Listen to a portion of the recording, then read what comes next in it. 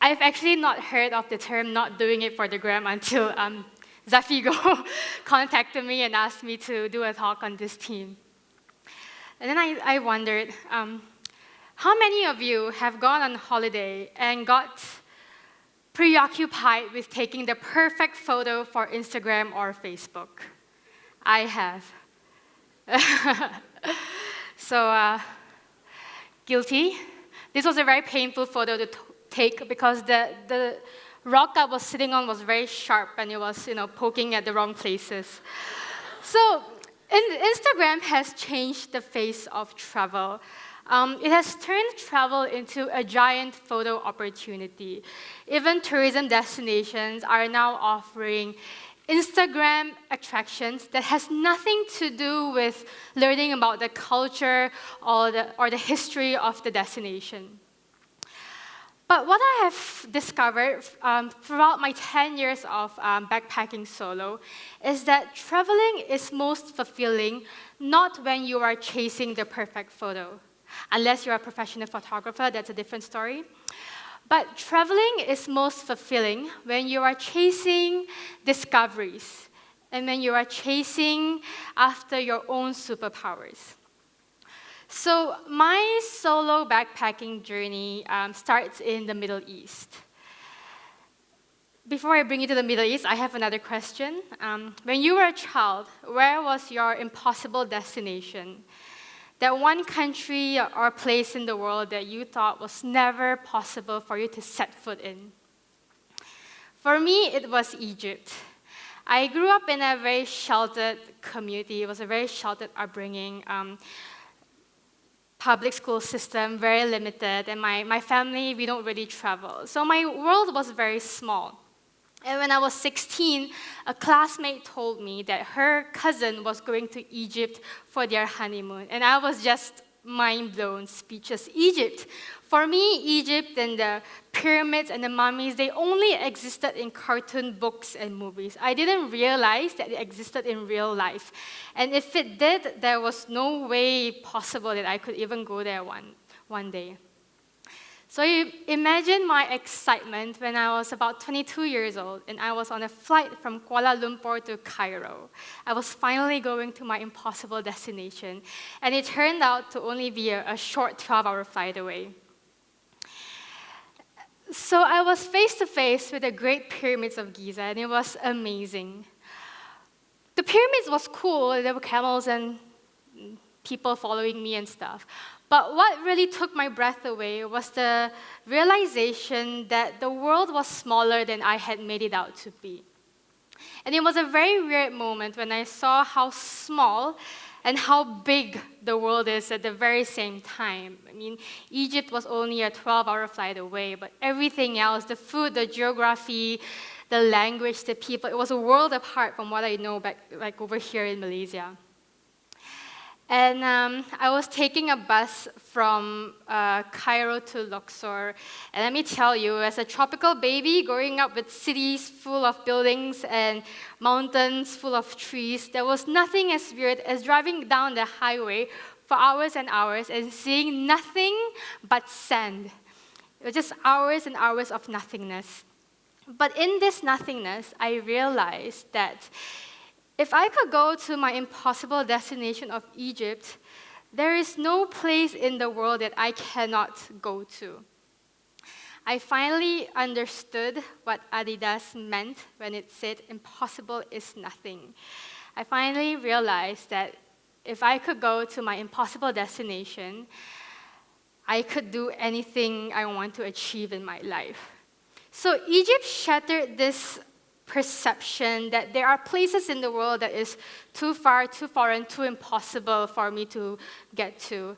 It shattered me from this little cocoon I had, and it allowed me to dream further and dream larger and dream bigger than I thought I was allowed to. And this realization, it wasn't only for my bucket list, it spilled into my career goals and my personal aspirations.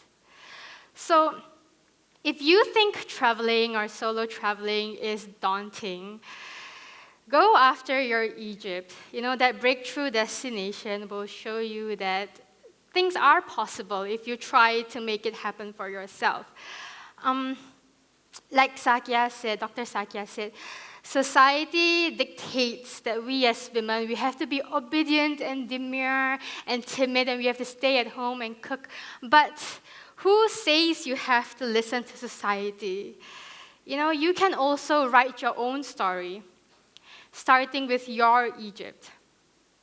But I'm not only here to paint a pretty picture. Your mom, your friends, they are not completely wrong when they say that traveling is risky for a woman. So the next country I want to bring you to is Sri Lanka. And this is a very personal story. My mom is here, and I'm sorry if you have heard this story in this place. But so when I was about 25, I bought an impromptu ticket to Sri Lanka. And by now, I was pretty confident in my ability to backpack solo. I've been to a few countries alone. And I knew when to get back to my hostel before it's too dark and dangerous outside. I knew how to avoid the dodgier places of town. And most importantly, I've mastered the art of putting on my resting bitch face to scare away unwanted creepy men. You get that a lot when you're solo traveling. So there was one afternoon I was cycling around UNESCO World Heritage City. It was Anuradhapura, and it was just an amazing day. I was so proud that I was finally cycling after many years, and I was not running into cars or trees. I was so proud of myself. And towards the end of my tour in the city, I saw a sign that pointed towards Western monasteries. So off to Western monasteries I went. The road led me to a very quiet road, and there was paddy fields in my left and in my right, and it was really green. In the distance, you can see the monasteries, and the skies were turning a very soft shade, and it was pretty, and I was enjoying the ride. And I hit the end of the road, and it was dark and shady with tree cover, and it looked like it was going into the next town, village. For some reason, my gut told me that it was time to turn back. So I turned back, and just as I turned around, a young man, about 19 years old, came out of nowhere and started following me. And he started cycling closer and closer to me. "My name is Sahan. What is your name?" he asked. And I ignored him, and I tried to cycle as fast as I can, but this bloody rental bicycle I had was completely useless. And so the man started cycling closer and closer to me. "My name is Sahan. Where are you from?" "What is your name?" he asked, and he touched my arm. And so I shouted at him, "No, no touch, go away." He said, "Okay, no touch." But then he started cycling next to me. I started cycling closer and closer again. "My name is Sahan. What is your name?" I ignored him. "My name is Sahan. What is your name?" And he started cycling closer and closer, and out of nowhere, suddenly, he had his hand on my groin, and his big yellow, I remember that it was yellow, his big yellow eyes looked into mine. He stared at me and he said, "I like to fuck." And obviously I shouted at him, and he got frightened and he turned around. 3 seconds later, he turned around again, he started following me again, and he started cycling closer and closer and closer to me until he had his hand on my groin again. I had pepper spray with me at the time. My mom gave me pepper spray before I left. But at that moment, the only thing I could do was to throw my bicycle on the floor. And I stood there and I shouted as loud as I can and as long as I can until he got frightened and he ran away. And so I picked up my bicycle and I started cycling towards the city, back to my hostel. And in the corner of my eye on the right, I see a man in a sarong, and he was running in the paddy fields clumsily towards the road towards me. He must have heard my screams, and he must have been coming to help me. But there was no way that I could stop for another man when I was in this paddy field on my own. So I kept cycling and cycling. And I only stopped when I reached a town and I saw a man, a young father, playing with his toddler on a bicycle. And I just broke down and I started crying and started explaining what happened. Nobody understood me. In the end, a girl took me to a police by the street and they took me to the police station. And what happened next was just 2 long days of lodging a police report against the man who sexually assaulted me. At least that was what it said in the police report. The Sri Lankan police, I must say, they were amazing. They took my case very seriously. So seriously, in fact, that they knocked on my hostel door twice. One at 9 p.m. and the other at 12 a.m. And each time they came with a full team of policemen, suspects, and the suspects' parents. All of them standing in front of me, looking at me with pleading eyes. And I was standing in front of my guest house door and just struggling to identify the man who touched me. The next week in Sri Lanka continued to be very difficult. It took all the strength I had to finish that trip.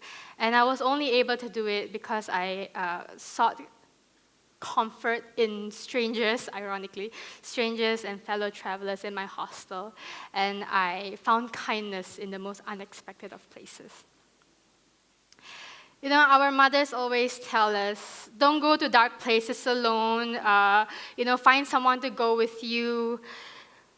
Advice like this, and growing up in a patriarchal society, have created this perception that we need men to take care of us. We need someone else to keep us safe.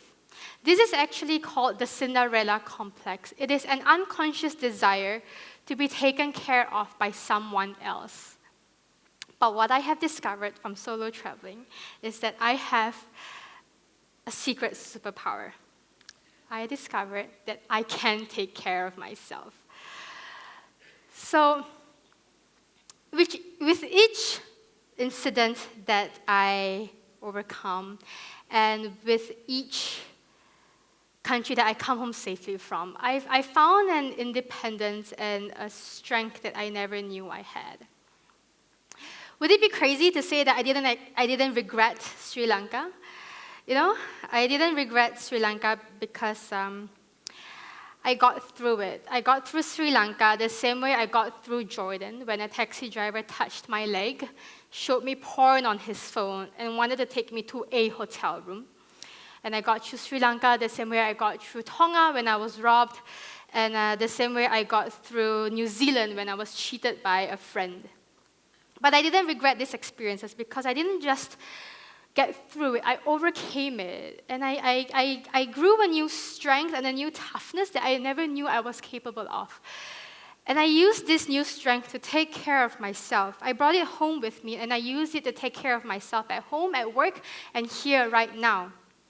And it was this new independence that allowed me to make things happen for myself without having to wait for someone else to do it for me, without having to wait for someone else before it can happen for me. So today and tomorrow, you'll be meeting a lot more seriously inspiring women who have gone through solo bike trips across the world, or women who have overcome terrible personal trauma, women who have broken boundaries for other women worldwide. And you might think that these women are so courageous and that you're too timid to go on an adventure like that. And you might think that, oh, these women, they have a different culture, they have a different upbringing, a different education. My education upbringing does not allow me to become someone like that. So I'm just going to brush off whatever they say and just take it as a good story. But there was one night in China that changed the way I saw myself. I met a girl, and she was 19, and she was surprised to meet a Chinese woman who travels solo. And she told me that she wants to travel solo, but she was scared. And I told her that every adventure starts with fear. And it is important that it starts with fear because it means that you are challenging yourself to be braver. And you have two choices. Either you let fear cripple you, or you conquer that fear. I personally don't see any value in letting fear stop me from what I want to do. And that is why I keep traveling despite all these painful experiences and despite my mom worrying about me all the time.